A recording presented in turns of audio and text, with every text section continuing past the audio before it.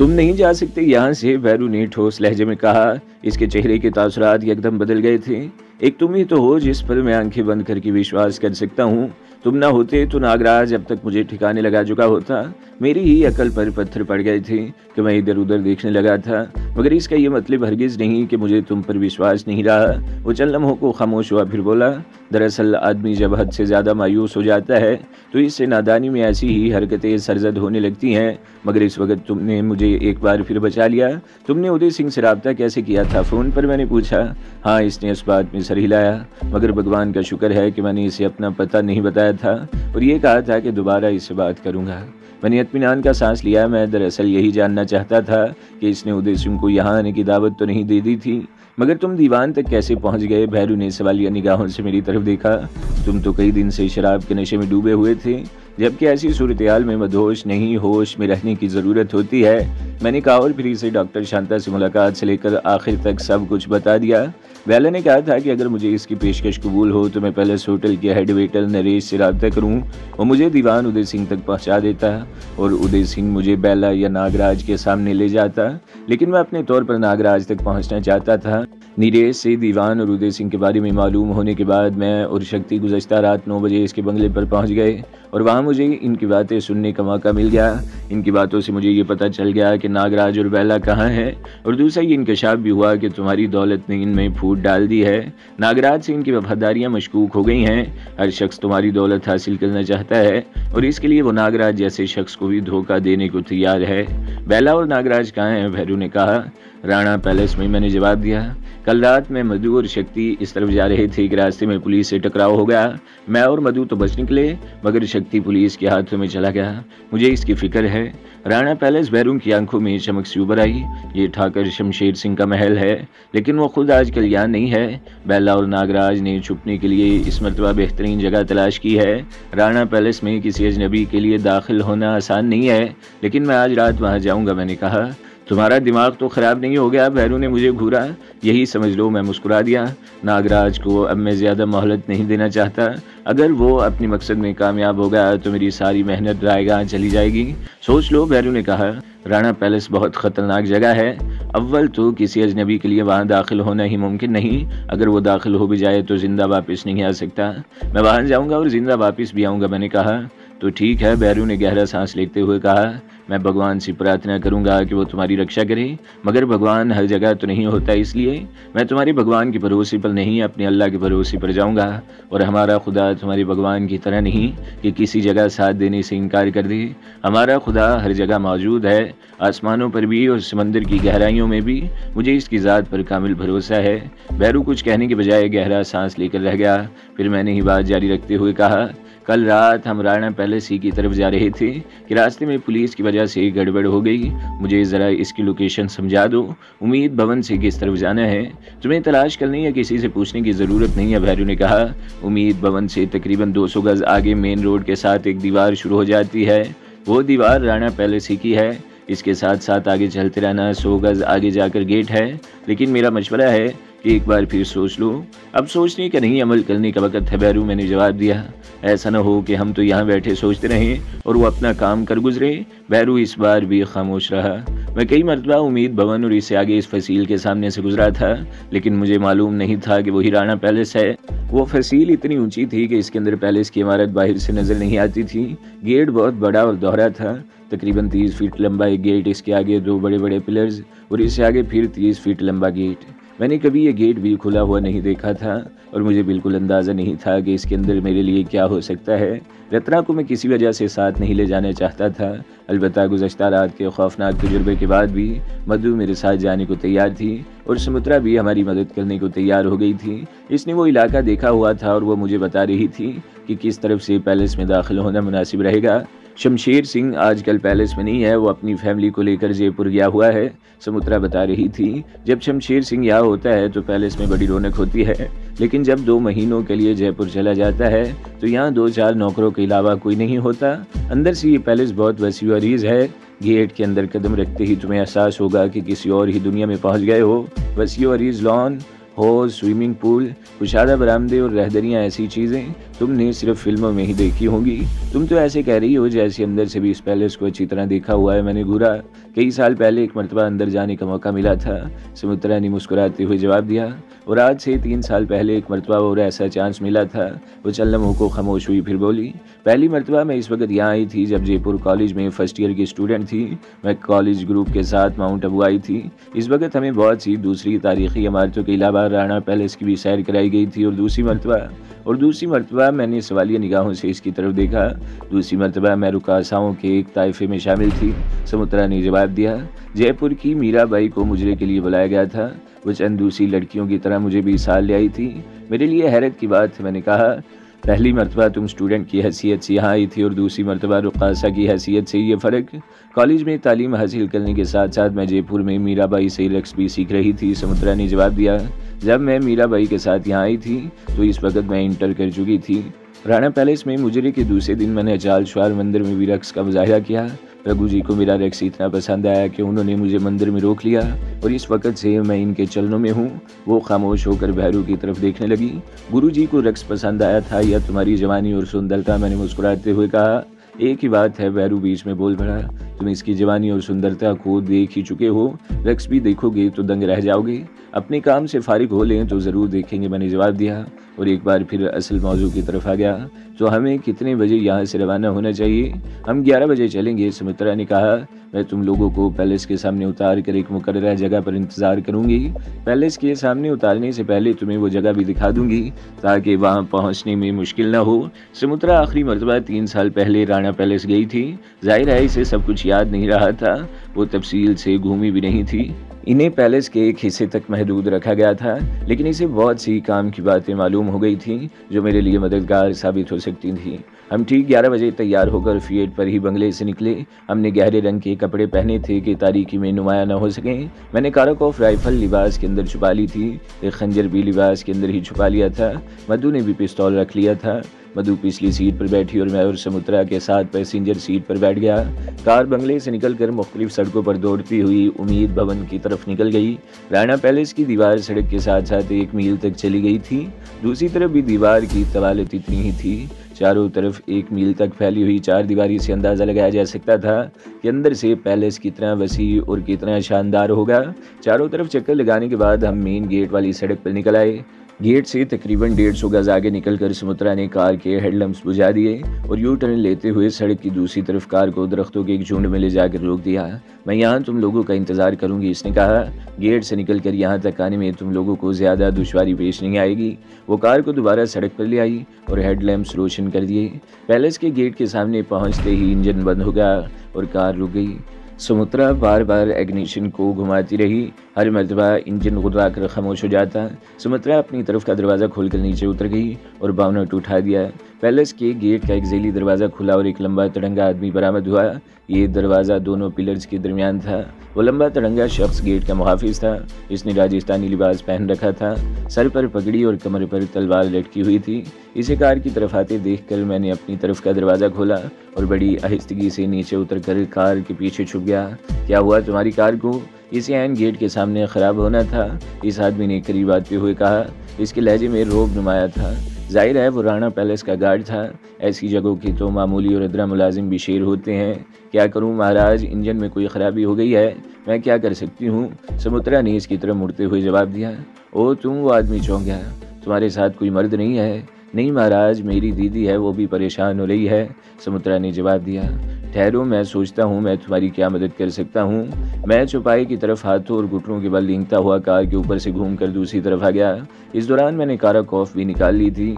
वो लंबा तड़ंगा मुहाफिज सुमित्रा के साथ बिल्कुल चिपका हुआ इंजन पर झुका हुआ था। मैं समझ गया वो इसकी मदद किस तरह करना चाहता है। मैंने बड़ी आहिस्तगी से इसके पीछे पहुंचकर खड़ा हो गया और राइफल की नाल इसकी पुश्त पर लगाकर गुर्राया। सीधे खड़े हो जाओ महाशय, अगर कोई बहादुरी दिखाने की कोशिश की तो इस राइफल की सारी गोलियां तुम्हारे शरीर में सुराख कर देंगी।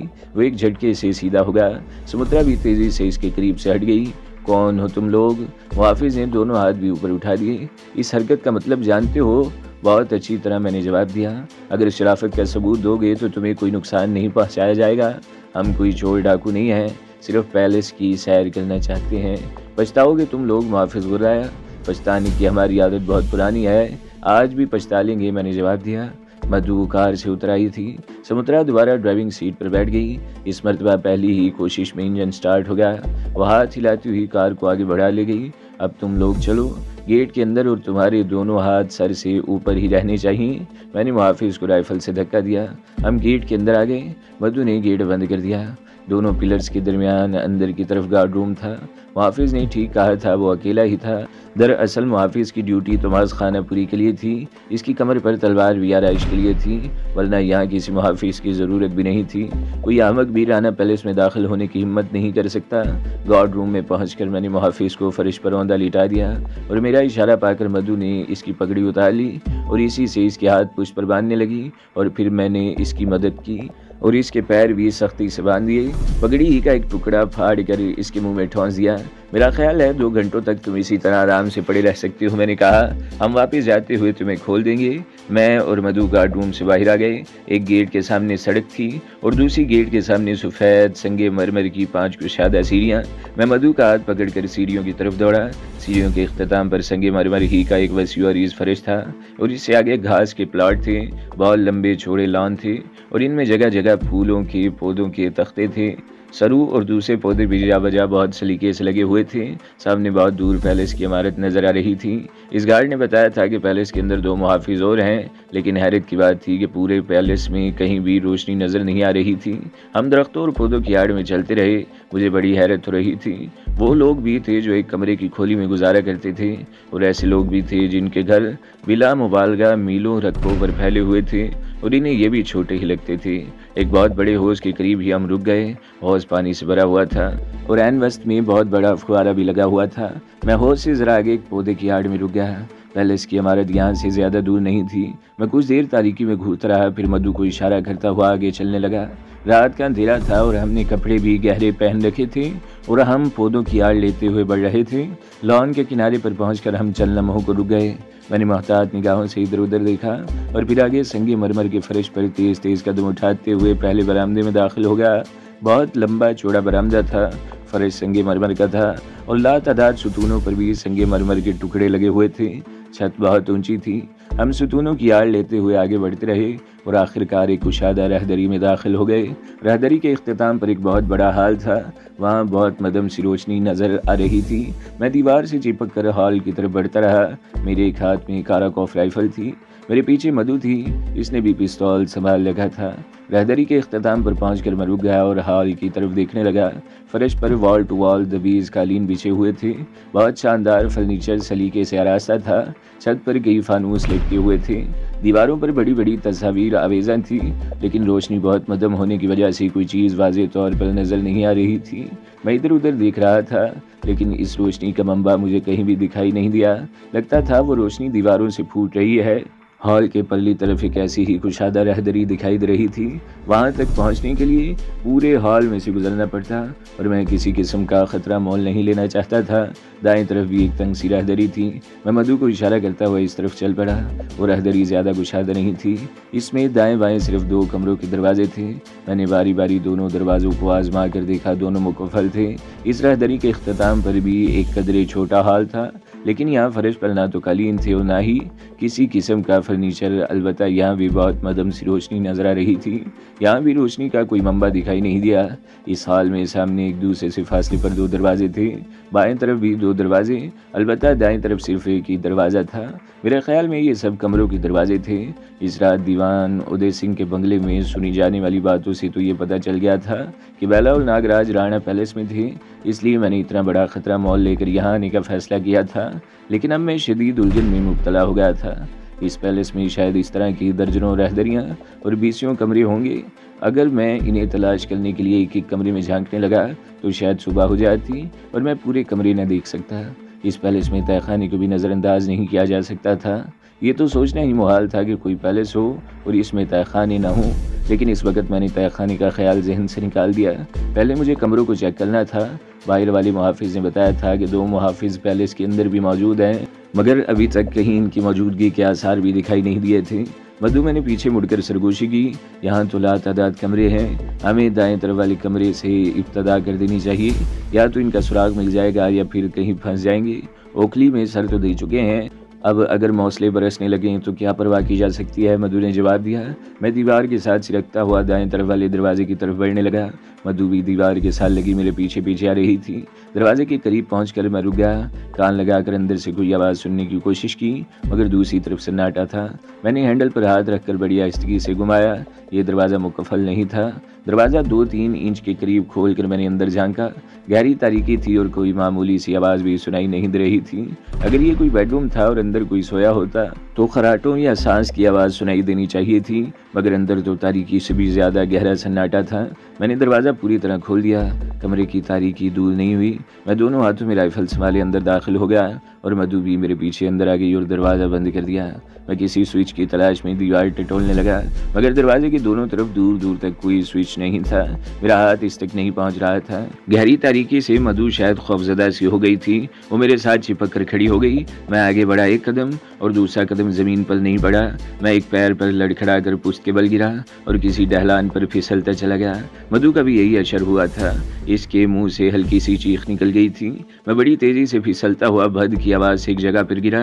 मेरे मुंह से कराह निकल गई। मधु भी मेरे करीब ही गिरी थी। इसने चीखते हुए हाथ चलाए तो मेरी कमीज़ इसकी गिरफ्त में आ गई। इस तरह अचानक गिरने से मेरे हाथ से राइफल निकल गई थी। इसकी आवाज़ से यूं लगा जैसे वो मज़ीद नीचे जाकर पुख्ता फर्श पर गिरी हो। ऊपर कहीं खटाक की आवाज़ सुनाई दी। मधु मेरे साथ लिपट गई। खटाक की आवाज़ के साथ ही तेज़ रोशनी फैल गई। गंभीर तारीकी और फिर अचानक तेज़ रोशनी हो जाने से मेरी आंखें चौंधे आ गईं और जब आंखें तेज़ रोशनी से मानूस हुई तो मैं अपने इर्द गिर्द का जायज़ा लेते ही कांप उठा। जिसे हम कमरा समझकर अंदर दाखिल हुए थे वो कमरा नहीं बल्कि ऐसी जगह थी जो हमारा मकबरा बन सकती थी। मैंने ऊपर देखा वो दरवाज़ा गायब था जिससे हम अंदर दाखिल हुए थे। इसकी जगह स्टील की एक बहुत मोटी प्लेट थी जो शटर की तरह ऊपर से गिरी थी। शायद नहीं बल्कि इसका ताल्लुक यकीनन बिजली के किसी कनेक्शन से था। मैंने छत की तरफ देखा। छत बहुत ऊंची थी। सर्च लाइट की तरह का वो शेड छत से लटका हुआ था। रोशनी इतनी तेज थी जैसे सूरज चमक रहा हो। जिस जगह दरवाज़ा था इससे 3 फीट आगे तो हमवार फर्श था, मगर इससे आगे 60 के जाविये पर बनी हुई ढलान थी। इस ढलान का फर्श शीशे की तरह चिकना था जिस पर फिसलते हुए हम तकरीबन 8 फीट नीचे हमवार जगह पर गिरे थे। ये जगह भी तकरीबन 3 फीट चौड़ी थी। आगे 1 फीट नीचे इतनी ही चौड़ी जगह और थी और इससे 1 फीट नीचे तीसरी कुशादा जगह। इस तरह की गोया 3 कुशादा सीढ़ियाँ बन गई थी। तीसरी सीढ़ी के आगे तकरीबन 8 फीट गहराई में 10 फीट चौड़ा और 12 फीट लंबा फर्श था। गोया सबसे नीचे वो एक कमरा सा बन गया था जिसमें सामने फर्श से 1 फीट ऊपर एक दरवाज़ा नज़र आ रहा था जो बंद था। मेरी राइफल और मधु का पिस्तौल नीचे फर्श पर पड़ा था। फर्श से दरवाजे तक जिससे हम दाखिल हुए थे तकरीबन 16 फीट की बुलंदी थी। दीवारें बिल्कुल चिकनी और सपाट थीं। निचले दरवाजे की दीवारें कुछ मैली मैली सी थीं और इन पर ऐसे निशान नजर आ रहे थे जैसे काई जमी हुई हो। कुछ देर पहले मैंने इस इमारत के नीचे किसी तहखाने का सोचा था और इस सूरत हाल ने मेरे इस ख्याल की तस्दीक कर दी थी। मेरे ख्याल में जब हम दरवाजे में दाखिल हुए थे तो मेरा या मधु का पैर फर्श पर किसी ऐसी जगह पर पड़ गया था जिसके नीचे कोई ऐसा मैकेनिज्म था जिसके दब जाने से ऊपर से आहिनी प्लेट ने नीचे गिरकर दरवाज़ा बंद कर दिया था। लेकिन ये किस किस्म का तहखाना था मेरी समझ में बिल्कुल नहीं आ रहा था। तो दोस्तों, अगली किस्त सुनने के लिए हमारे चैनल को ज़रूर सब्सक्राइब करें, वीडियो को लाइक करें और बेल के आइकन पर भी क्लिक कर दें ताकि हर जो आने वाली वीडियोज़ हैं वो आपको सबसे पहले मिलती रहें।